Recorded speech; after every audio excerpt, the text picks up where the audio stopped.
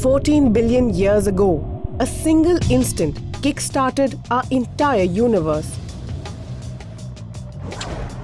This dramatic Big Bang gave birth to the physical realm. Over time, its products evolved into the present-day universe.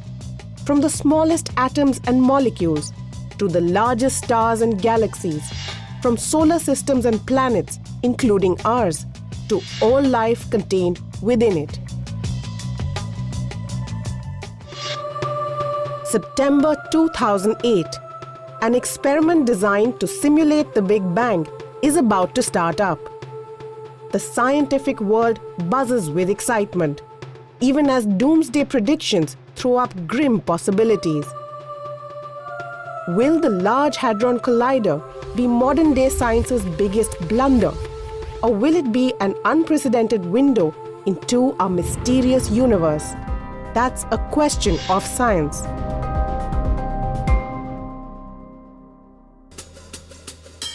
The Large Hadron Collider, or the LHC, has been over a decade in the making. Led by CERN, or the European Organization for Nuclear Research, its construction has taken a collaboration of 10,000 scientists from over 100 countries, including India. But why has it held the physics community in such nerve-wracking anticipation? The LHC promises a never-before peek into the very fabric of the material world, answering questions we've been asking for thousands of years. It all began with a simple inquiry: what is everything made of? The ancient Indians and Greeks first proposed that everything material or matter could be broken down into indivisible units. These were called Anu in Sanskrit and atomos in Greek. By the 18th and 19th century, scientific experiments had confirmed this. In the late 19th and early 20th century, scientists went further into the atom. They found subatomic particles like electrons, protons, and neutrons. But particle physicists wanted to go deeper still. They postulated particles like quarks, which make up protons and neutrons, and proposed a category called leptons, under which electrons were classified. Besides these particles of matter, forces were proposed to govern them. These were gravitational, electromagnetic, and weak and strong nuclear forces.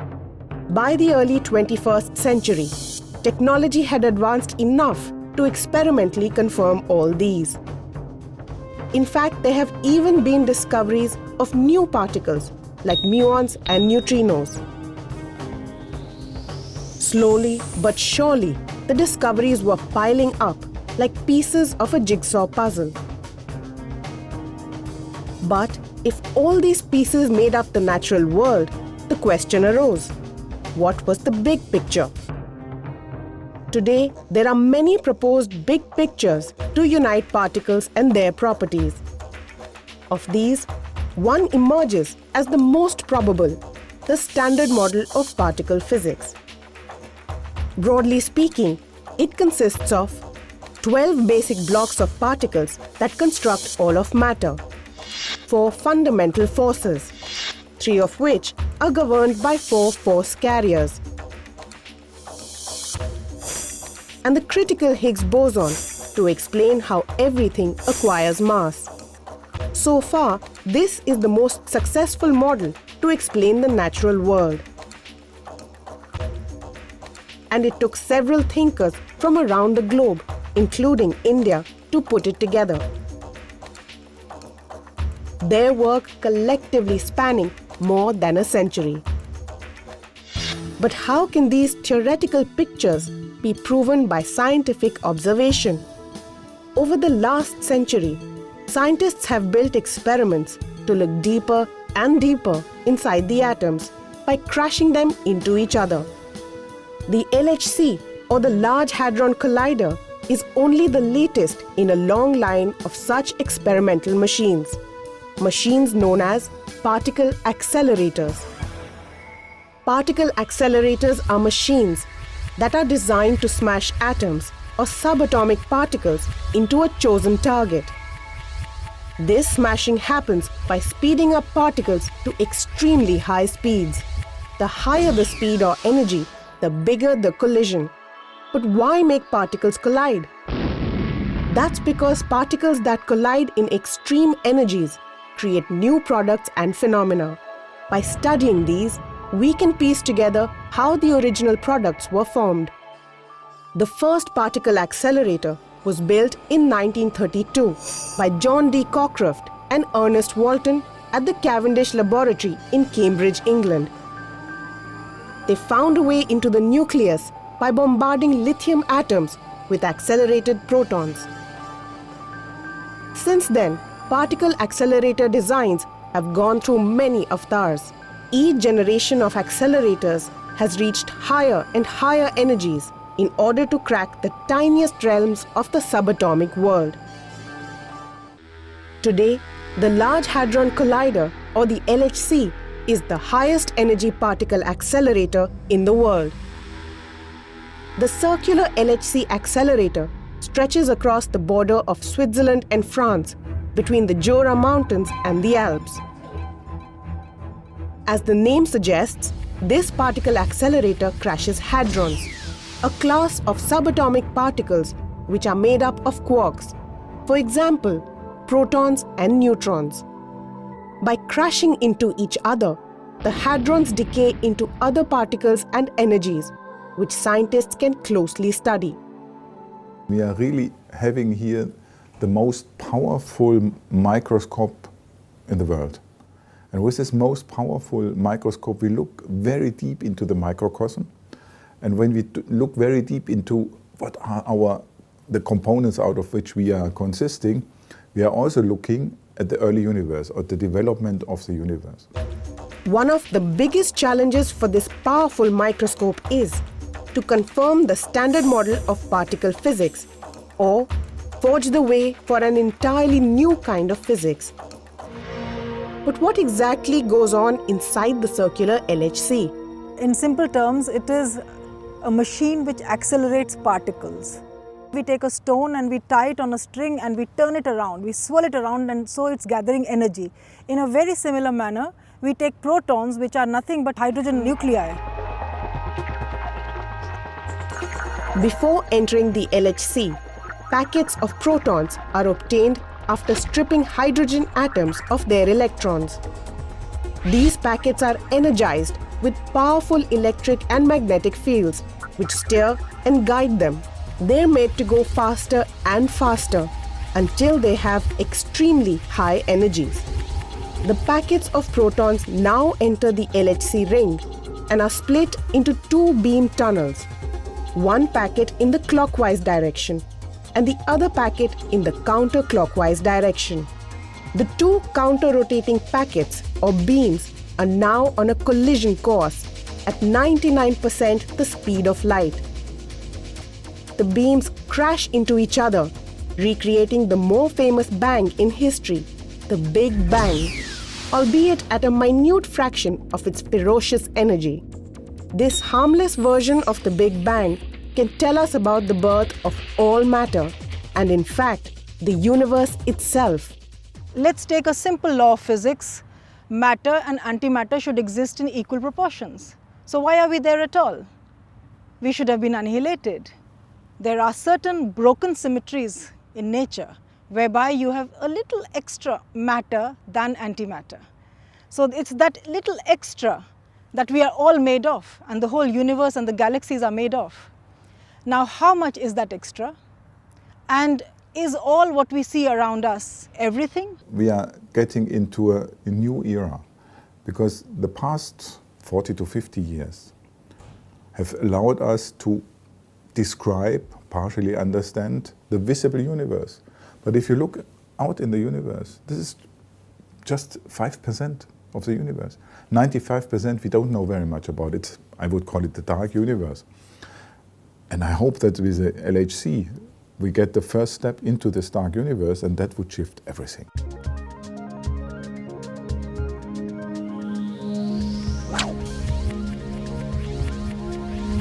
The LHC is a marvel of global technology and engineering.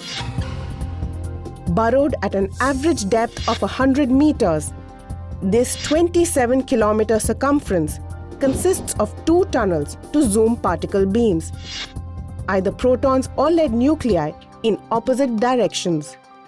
These tunnels are literally the emptiest place in the universe. There's complete vacuum. Nothing but colliding particle beams can whiz around, meeting at 4 collision points. Here, teams have set up 4 experiments called CMS, ALICE, ATLAS and LHCb. So what exactly drives these beam of particles through the LHC ring? The answer: more than 9,000 current-carrying electromagnets.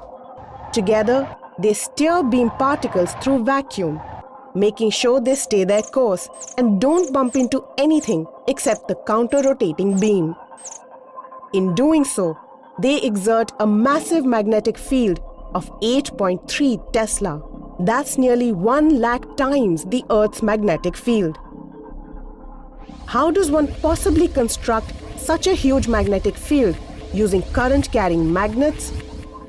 The answer is superconductivity. A normal current carrier, like a wire in our homes, loses energy through resistance.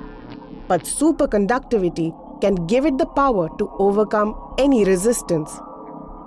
That means the same wire, once made superconducting, can carry much more current than before. The LHC's superconducting wires carry about 12 to 13,000 amperes. That's nearly 30,000 times the current flowing in a single 100-watt light bulb. How is this superconductivity achieved? The idea is that since we are going to put so much high current, it is a cryogenic structure, and to make that we need to build a cryostat. So all these other things right up to the blue tube is the cryostat that we did on an industrial scale. Each delivered magnet had to be cryostated with all these special insulation blankets and material. What exactly is cryostating? It's the process of using liquid helium to plunge temperatures so low that it paralyzes any resistance to current. Suddenly, a normal conductor becomes a superconductor. And so, the superconducting magnets are kept at 1.9 Kelvin or minus 271 degrees Celsius, making the LHC not just the coldest place on the planet, but in fact, the entire universe. We are in the hole where we tested all the LHC cryogenic magnets. We tested all those magnets on the surface before putting into the tunnel, and the Indian role was absolutely essential.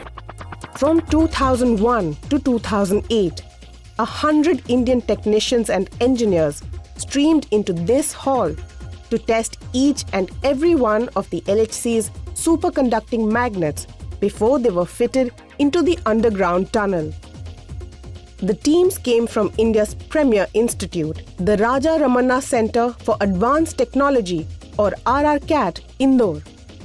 Teams from RRCAT, Indore also helped build the LHC's corrector magnets, which, true to their name, ensure that beams stay on their correct track at all times.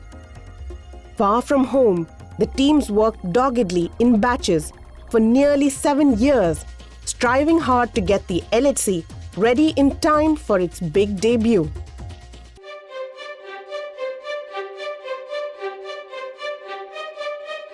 September 2008, a landmark moment for the LHC collaboration and physics community around the globe. The Large Hadron Collider launches its very first beam of protons. The colliding beams will set a new energy standard for experiments. They will also answer the fears of catastrophes, like the creation of a black hole that could swallow planet Earth.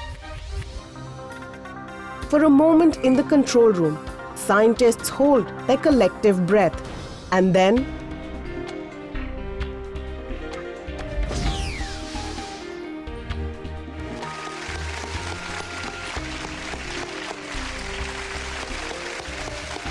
a vote of thanks is given out in French, translated as "Thank you to the whole world." The LHC runs successfully. It saved collisions, proving every doomsday prophecy wrong. But within 9 days, a major accident would destroy 50 magnets and bring it to a halt. Once again, Indian scientists stepped up to help. They reunited with their international counterparts and helped put the accelerator back on its feet again. This was a very, very important help from India, so that was very much appreciated. Since November 2009, the Large Hadron Collider has been back in action and functioning better than ever. We are at the CERN Control Center or CERN Control Room. This is where we have all the accelerators of CERN regrouped under one roof from the purposes of operating and controlling these accelerators. All the accelerators are divided into 4 satellites or 4 islands. The 4 islands in the control center track the journey of particle beams from creation to collision. The beam is first accelerated in an accelerator called LINAC 2. It then passes through a ring called the proton synchrotron or PS. Then it enters an accelerator called the super proton synchrotron or SPS before finally reaching the LHC. At each level in this journey, the particle beam gathers speed and energy until the protons are traveling at 99% the speed of light. A successfully running accelerator means successful particle collisions. But just how many are there? Nearly 40 million collisions a second to be precise. Each collision leads to the birth of countless new particles and energies for physicists to study. So in the last year of running, the LHC produced something like 25 petabytes of data. This is 25 million gigabytes of data. Exactly how much data does this amount to?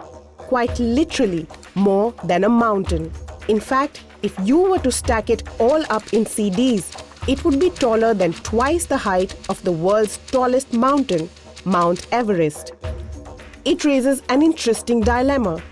How can this volume of path-breaking information be made available to scientists across the globe? So even though we have a big computer center here, it's not enough to analyze everything. So what we do is, it arrives here, it's stored on tape. First analysis is done with some of the machines that you can see behind me, and then we distribute the data that we have all around the world. The LHC takes a complex computing problem and solves it by breaking it up into smaller jobs that are distributed around the world, including India. The epicenter of this novel solution is CERN itself, which happens to be the birthplace of another information sharing revolution that you might know as the Internet. And so is born the WLCG, or Worldwide LHC Computing Grid, a one-of-a-kind network with 3 levels or tiers, where not just information but computing power is shared by a global collaboration. Tier 0 is at CERN, which handles 20% of the total LHC computing data. From here, it fans out into 11 Tier 1 centers, which handle the next 30% of the data. The remaining 50% is handled by 250 Tier 2 centers. 2 of these Tier 2 centers are in India, one at the Kolkata's Variable Energy Cyclotron Center and the other at Mumbai's Tata Institute of Fundamental Research. And you can see it here, starting at CERN near Lake Geneva. And if I zoom out, you can see the arrows are data transfers. And you can see transferring across Europe. And if I zoom out further, you will see data transfers heading towards Asia. This shows how an Indian site, in this case Mumbai, is connected to the global physics analysis for LHC. Many hail the WLCG as the next big thing in computing. But when it came to developing this next big thing, Indians had a big hand. Software developers at the Bhabha Atomic Research Center were involved in developing systems that monitor how well the grid functions and ensures it's in working condition around the clock. For the last 3 years, the LHC has enjoyed a very productive run. Its high point coming on July 4, 2012, when scientists announced the discovery of one of the most elusive building blocks of the Standard Model, the Higgs boson. We have observed a new particle consistent with a Higgs boson. As a layman, I would now say, I think we have it. You agree? Yeah.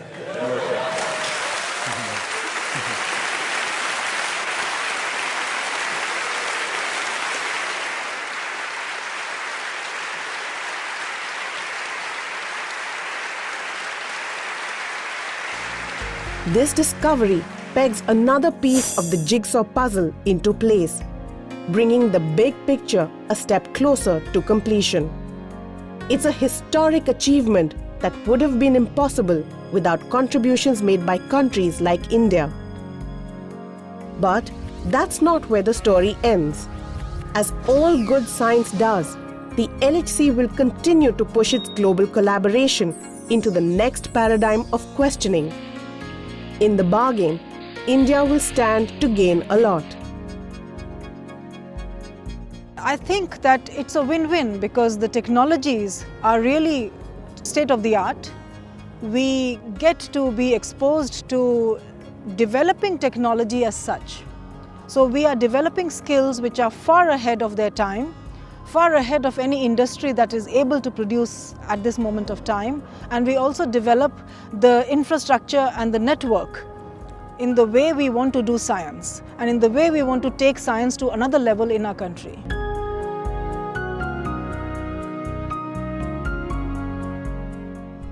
If you'd like to share your feedback on today's program, please send your suggestions and comments to Vigyan Prasar, C24 Qutub Institutional Area, New Delhi 110016, or you can mail us at info@vigyanprasar.gov.in.